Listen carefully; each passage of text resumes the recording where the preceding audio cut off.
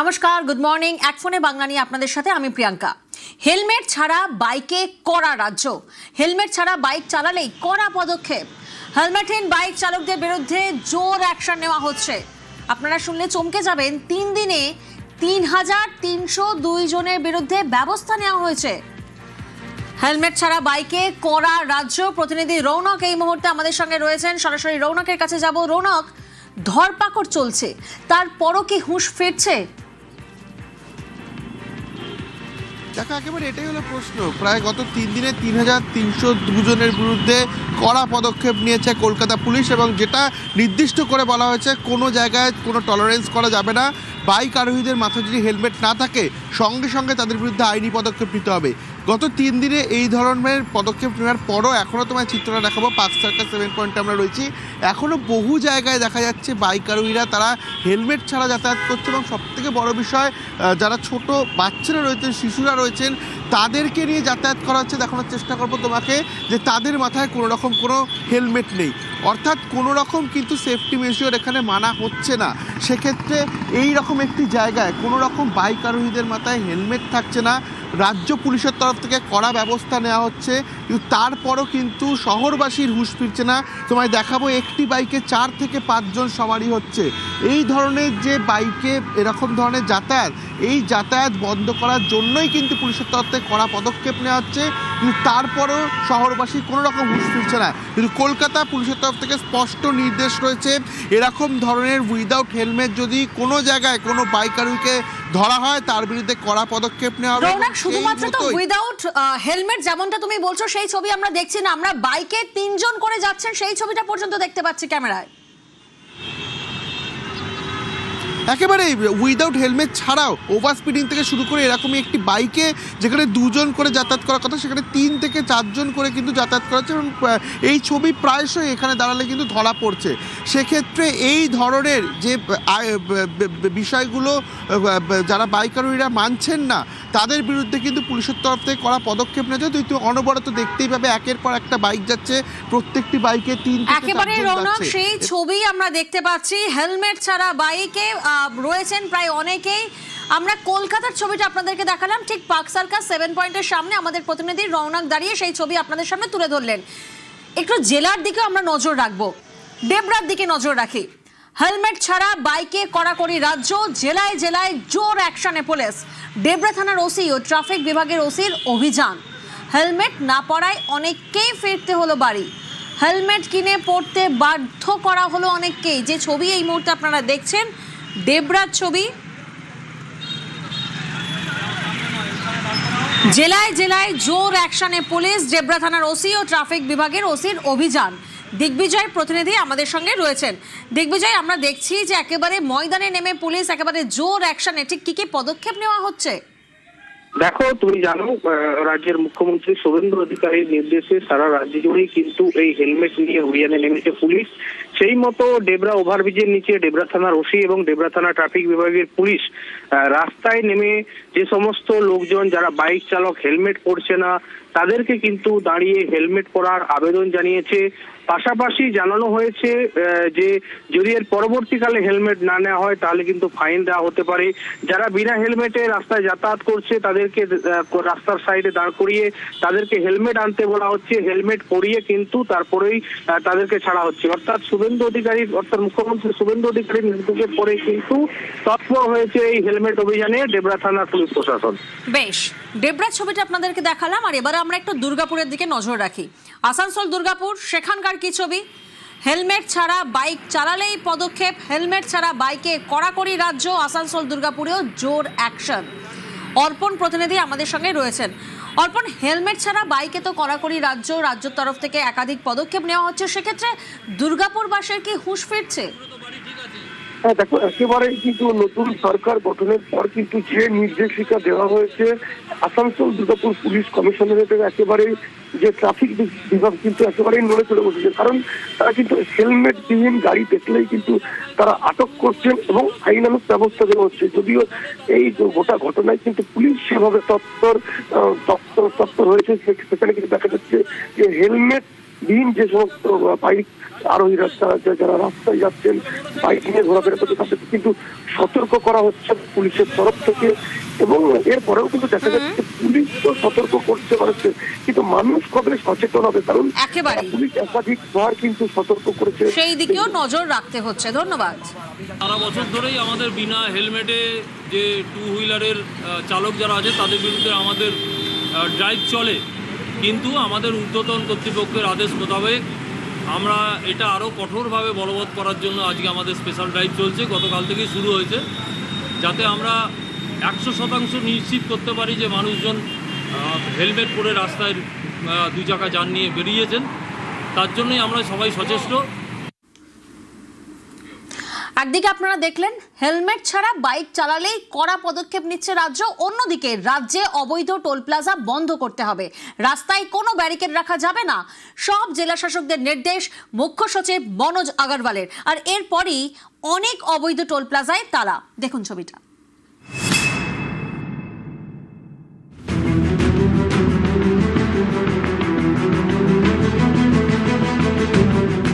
কোথাও হাইওয়ের ওপর টোল প্লাজা, কোথাও আবার শহরে ঢুকতে টোল আদায়। অভিযোগ এর বেশিরভাগই অবৈধ। এইসব অবৈধ টোল নিয়ে কড়া রাজ্য সরকার। মুখ্য সচিব মনোজ আগরওয়ালের নির্দেশ, অনুমোদনহীন টোল প্লাজা বন্ধ করতে হবে। টোল প্লাজার নামে কোনো ব্যারিকেড রাখা যাবে না। সংশ্লিষ্ট জেলাশাসক অবৈধ টোল প্লাজা চিহ্নিত করবেন।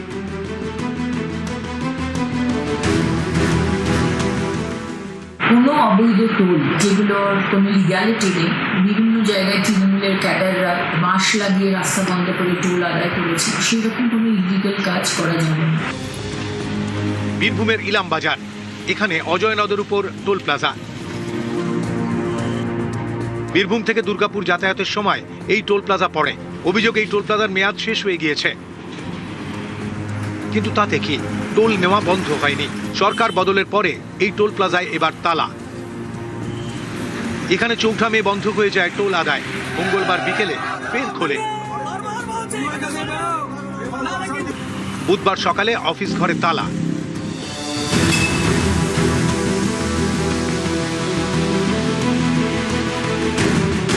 বোলপুর শহরে ঢোকার মুখেও অবৈধভাবে টোল আদায় বন্ধ। আমরা বহুবার যাওয়া আসা করেছি এই রাস্তা দিয়ে যাওয়াতে 20 টাকা করে ছোট গাড়ি টোল নিত, বড় গাড়ি আরো বেশি ছিল। তো পালা বদলের পরেই মনে হচ্ছে চেঞ্জ হয়েছে। আগে তো বেআইনি টোল নিত, 20 টাকা লাগতো, সেইখানে 135 টাকা করেছে, এখন বন্ধ আছে। পালা বদলের পরেই আমরা বন্ধ হয়েছে।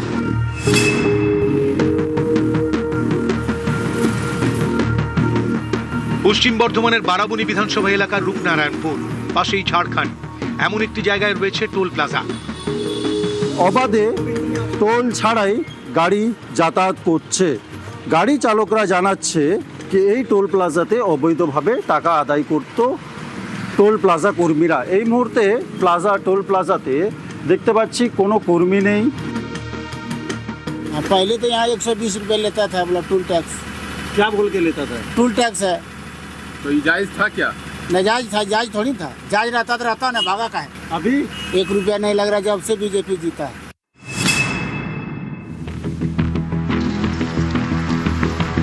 শিলিগুড়ির ফুলবাড়ি, এখানেও বন্ধ টোল আদায়। প্রত্যেকদিন 400 টাকা 800 টাকা লাগতো আমাদের। এখন এখন বন্ধ হয়ে গেছে, ভালো হয়েছে ড্রাইভারদের জন্য। টোল বন্ধ হতে খুশি? একদম খুশি। এখন রাস্তাতে পুলিশও কম করে না। অভিযোগ এইসব অবৈধ টোল প্লাজাগুলি থেকে জোর করে টাকা আদায় চলত। যে যেমন খুশি টোল নিত, ভুগতে হতো সাধারণ মানুষকে। এবার থেকে এসব বন্ধ। নিউজ 18 বাংলা। গো হত্যা বন্ধে করা রাজ্য সরকার। গো হত্যা রুখতে একাধিক নির্দেশ জারি করেছে রাজ্য সরকার। যে কি নির্দেশ জারি করা হয়েছে জানবো বিস্তারিত। সোমরাজ প্রতিনিধি আমাদের সঙ্গে রয়েছেন। সোমরাজ, দেখো, গোহত্যা বন্ধে কড়া মনোভাব নিয়েছে রাজ্য সরকার। ইতিমধ্যেই গোহত্যা রুখতে একাধিক নির্দেশিকা জারি করা হয়েছে স্বরাষ্ট্র দপ্তরের তরফে। শংসাপত্র ছাড়া গোহত্যা নিষিদ্ধ করা হলো রাজ্যের তরফে। এবং রাজ্যের স্বরাষ্ট্র দপ্তরের তরফে যে বিজ্ঞপ্তি জারি করা হয়েছে সেখানে বলা হয়েছে শংসাপত্র থাকলেও প্রকাশ্যে গোহত্যা নয়। সরকারি নির্দেশ না মানলে সেক্ষেত্রে জেল ও জরিমানা দুটোই হতে পারে। আদালতের নির্দেশ মেনেই এই বিজ্ঞপ্তি জারি করা হয়েছে স্বরাষ্ট্র দপ্তরের তরফে, তেমনটাই বিজ্ঞপ্তি জারি করে জানানো হয়েছে স্বরাষ্ট্র দপ্তরের তরফে। বেশ, ধন্যবাদ।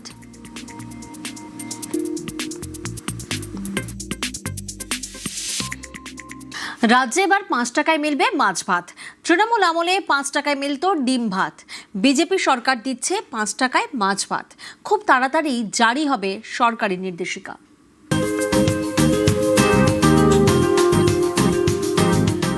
বাংলায় এবার 5 টাকায় মিলবে মাছ ভাত। খুব তাড়াতাড়ি চালু হচ্ছে ক্যান্টিন। গরিবদের জন্য রাস্তার পাশে স্টল বসবে, সেখানে 5 টাকা দিয়ে মিলবে মাছ ভাত।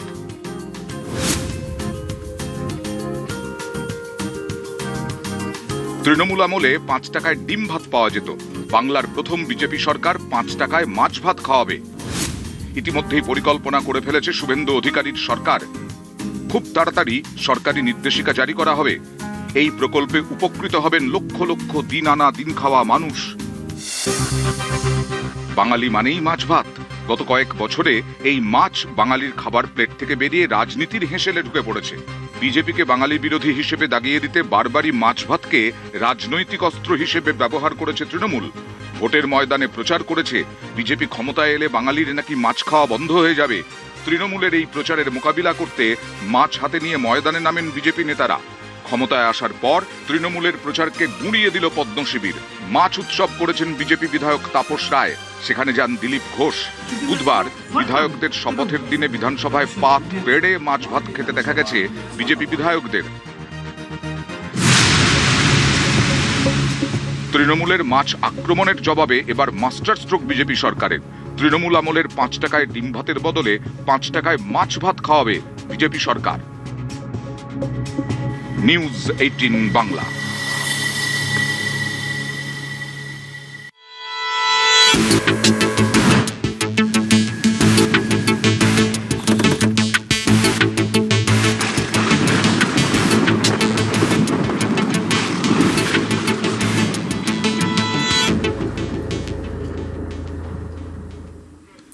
আর নজর রাখি আজকের ওয়েদার ফোরকাস্টের দিকে।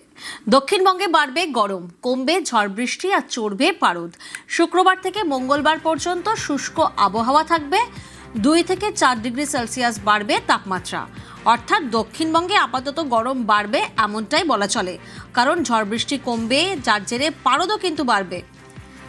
তবে কোন কোন জেলায় বৃষ্টির পূর্বাভাস রয়েছে, কোন কোন জেলা থেকে কি আপডেট পাচ্ছে, বিস্তারিত জানবো। বিশ্বজিৎ প্রতিনিধি আমাদের সঙ্গে রয়েছেন।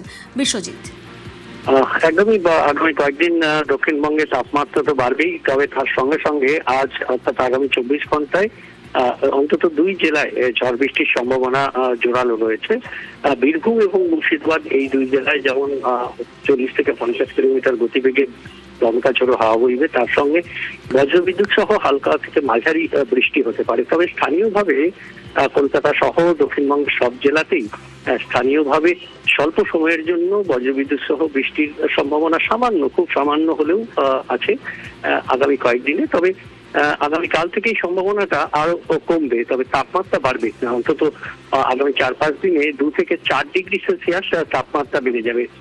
শুধু তাপমাত্রা বাড়া নয়, সঙ্গে বাতাসে জলীয় বাষ্প থাকবে, আর তাই অস্বস্তি বাড়বে। গরম এবং অস্বস্তি দুটোই বাড়বে।